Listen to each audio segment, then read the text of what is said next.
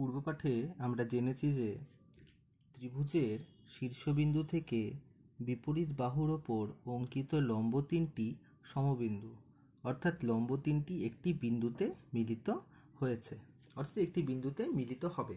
তাহলে পূর্বপাঠে আমরা কি শিখেছি যে একটি ত্রিভুজের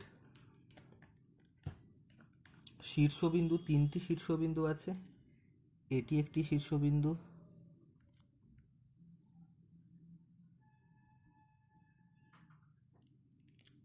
এটি একটি শীর্ষবিন্দু, বি একটি শীর্ষবিন্দু, এ একটি শীর্ষবিন্দু এবং সি এটি একটি শীর্ষবিন্দু। তাহলে এই তিনটি শীর্ষবিন্দু আছে। এই তিনটি শীর্ষবিন্দু থেকে বিপরীত বাহু, তাহলে এ এই শীর্ষবিন্দুটির বিপরীত বাহু কোনটা হবে? বিসি হবে। বি এই শীর্ষবিন্দুটার বিপরীত বাহু হবে এসি এবং সি এই শীর্ষবিন্দুটির বিপরীত বাহু এবি।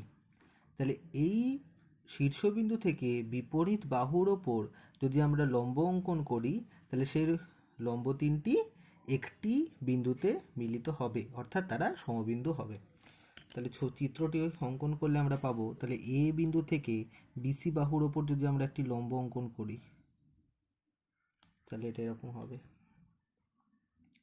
বি বিন্দু থেকে যদি আমরা এসি বাহুর ওপর একটি লম্ব অঙ্কন করি, এরকম হলো। এবং সি বিন্দু থেকে যদি আমরা এবি বাহুর ওপর একটি লম্ব অঙ্কন করি,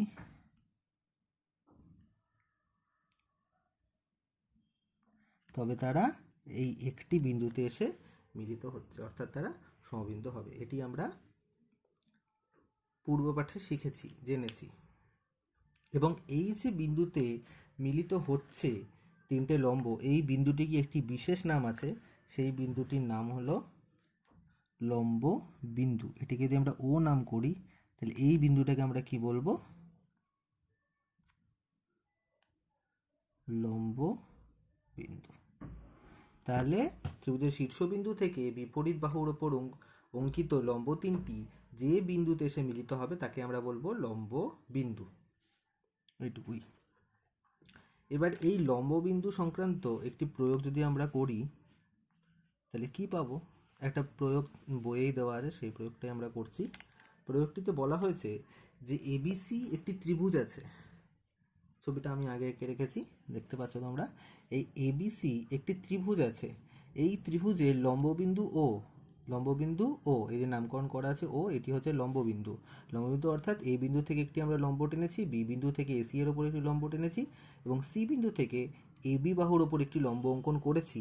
তার ফলে তারা এই ও বিন্দুতে এসে মিলিত হয়েছে।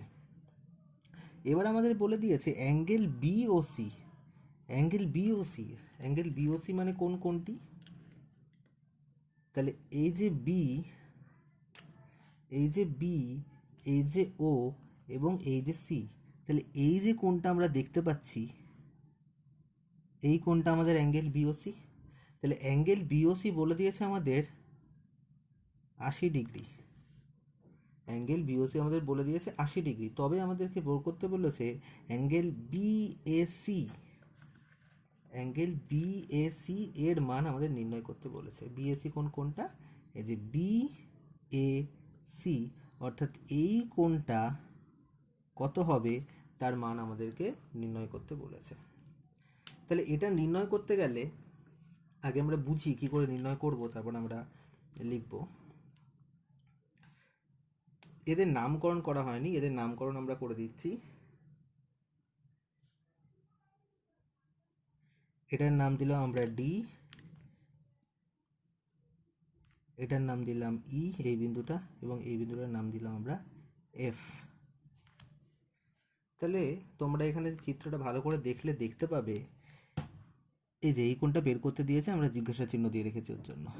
তাহলে তোমরা ভালো করে দেখলে দেখতে পাবে এই এ এফ ও ই, এটি একটি চতুর্ভুজ।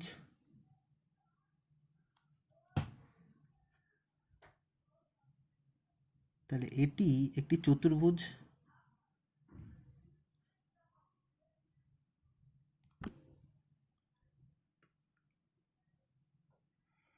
তাহলে এ এফ ও ই এটি একটি চতুর্ভুজ। এই চতুর্ভুজের ক্ষেত্রে অ্যাঙ্গেল ও এফ এ অর্থাৎ অ্যাঙ্গেল ও এফ এ, তাহলে এই যে কোণটা, এই কোণটা, তাহলে এটা আমাদের কি লম্ব সি বিন্দু থেকে সি এফ, এটা এবি বাহুর ওপর লম্ব। তাহলে এবি বাহুর ওপর সি এফ যদি লম্ব হয়, তাহলে এই কোণটা আমাদের অবশ্যই কত হবে, 90 ডিগ্রি। একই রকমভাবে অ্যাঙ্গেল ও ই এ, ও ই এ এই কোণটি, অ্যাঙ্গেল ও ই এ, এইটাও কি হচ্ছে বিই এসি বাহুর ওপর লম্ব। তাহলে বিই যদি এসি বাহুর ওপর লম্ব হয়, তাহলে এই কোণটাও আমার কত হবে, 90 ডিগ্রি হবে। তাহলে এই কোণটাও 90 ডিগ্রি হলো, এই কোণটাও 90 ডিগ্রি হলো। তার কারণ কি, সিএফ এবি বাহুর ওপর লম্ব এবং বিই এসি বাহুর ওপর লম্ব, তাই জন্য এরা পরস্পর সমকোণ হচ্ছে, এরা 90 ডিগ্রি হচ্ছে। এবং এই কোণটা আমরা জানি 80 ডিগ্রি বলে দিয়েছে। এই কোণটা আমাদের বলে দিয়েছে 80 ডিগ্রি, প্রশ্নে বলে দিয়েছে বিওসি 80, তাহলে বিওসি এটা হচ্ছে 80 ডিগ্রিজ। তাহলে এই বিওসি দেখো যে এই দুটো বাহু পরস্পরকে ছেদ করেছে, তার ফলে এই দিকে বিওসি তৈরি হয়েছে এবং এই দিকে তৈরি হয়েছে ই এফ, ই ও এফ, এদিকে তৈরি হয়েছে, এদিকে তৈরি হয়েছে বিওসি, এদিকে তৈরি হয়েছে ই ও এফ। তাহলে এই ই ও এফ এই কোণটি এবং এই বিওসি কোণটি এরা পরস্পর বিপ্রতীপ কোণ, এবং বিপ্রতীপ কোণগুলির মান পরস্পর সমান হয়। তাহলে এটি যদি 80 ডিগ্রি হয়, তাহলে এটিও আমার 80 ডিগ্রি হবে। তাহলে এখান থেকে আমরা তিনটে কোণের মান পেয়ে গেছি। এবার আমরা জানি একটা চতুর্ভুজের চারটি কোণের সমষ্টি 380 ডিগ্রি।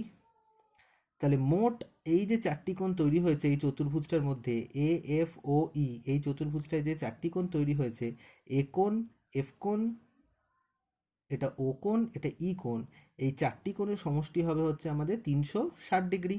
তার মধ্যে তিনটি কোণের সমষ্টি আমরা জানি। তাহলে এই তিনটি কোণকে যদি আমরা যোগ করে টোটাল 360 থেকে বিয়োগ করে দিই, তাহলে আমাদের এই বিএসি কোণটা কত হবে সেটা আমরা পেয়ে যাব। তাহলে এবার আমরা অঙ্কটা করে দেখি কত বেরোচ্ছে। কি লিখবো, তাহলে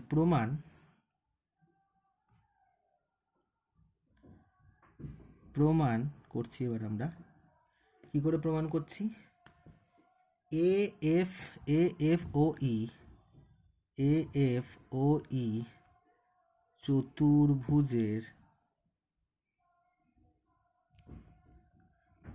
angle O F A equal to 90 degree. কেন আমরা বলতে পারি, তার কারণ হচ্ছে C F perpendicular to A B, এটা প্রশ্ন অনুসারে আমরা জানি C F perpendicular A B লম্ব। এবং একই রকমভাবে অ্যাঙ্গেল ও ই এ এটাও 90 ডিগ্রি হবে। তার কারণ কি, তার কারণ হচ্ছে বিই এসি এর ওপর লম্ব। তাহলে আমরা এখান থেকে পেয়ে গেলাম দুটো। আর কি পাচ্ছি, অ্যাঙ্গেল বিওসি ইকুয়াল টু বিপ্রতীপ, একটু আগে যেটা বললাম, বিপ্রতীপ অ্যাঙ্গেল ও এফ। তাহলে বিওসি এই কোণটার বিপরীত কোণ হচ্ছে ও এফ, এই কোণটি ও এফ। তাহলে বিওসির মান যা হবে ও এফ এর মানও তাই হবে। তাহলে ইকুয়াল টু হবে হচ্ছে 80 ডিগ্রি। তাহলে আমরা পেয়ে গেলাম। তাহলে এখান থেকে আমরা কি বলতে পারি, তাহলে বিএসি, তাহলে এই চতুর্ভুজটার ক্ষেত্রে এই কোণটা এফ এ ই নাম, কিন্তু এফ এ ই এই কোণটি এবং বিএসি এই দুটো একই কোণ, নাম আলাদা। তাহলে আমরা এখানে বিএসি একবার লিখতে পারবো। দেয়ারফর সুতরাং অ্যাঙ্গেল বিএসি ইকুয়াল টু আমরা পাবো 360 ডিগ্রি থেকে বিয়োগ করব, তাহলে একটা কোণ কত হয়েছিল 90 ডিগ্রি, এখানে লেখা আছে 90 ডিগ্রি, তারপরে এটা হচ্ছে 80 ডিগ্রি প্লাস এই কোণটা 90 ডিগ্রি, তাহলে ইকুয়াল টু পেলাম 360 ডিগ্রি থেকে এই তিনটে যোগ করলে হয় 90, 90, 180 যোগ 80, 260 ডিগ্রি সমান সমান 100 ডিগ্রি। তাহলে এই হচ্ছে আমাদের বেরিয়ে গেল অ্যাঙ্গেল বিওসি। তাহলে এই কোণটা আমরা কত পেলাম? এই কোণটা আমাদের বেরোলো 100 ডিগ্রি, এই কোণটা বেরোলো 100 ডিগ্রি। তাহলে আমরা এখানে খালি লিখে দিতে পারবো যে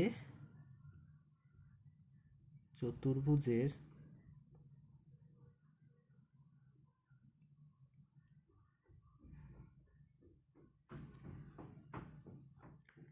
চারটি কোণের সমষ্টি 360 ডিগ্রি। তাহলে যেহেতু চতুর্ভুজের চারটি কোণের সমষ্টি 360 ডিগ্রি, তাহলে বিএসিটা হবে 360 ডিগ্রি থেকে বাকি যে তিনটি কোণ থাকলো তাদের সমষ্টির অন্তর। তাহলে আমাদের বিএসি কত বেরোলো? 100 ডিগ্রি। এটাই আমাদের উত্তর।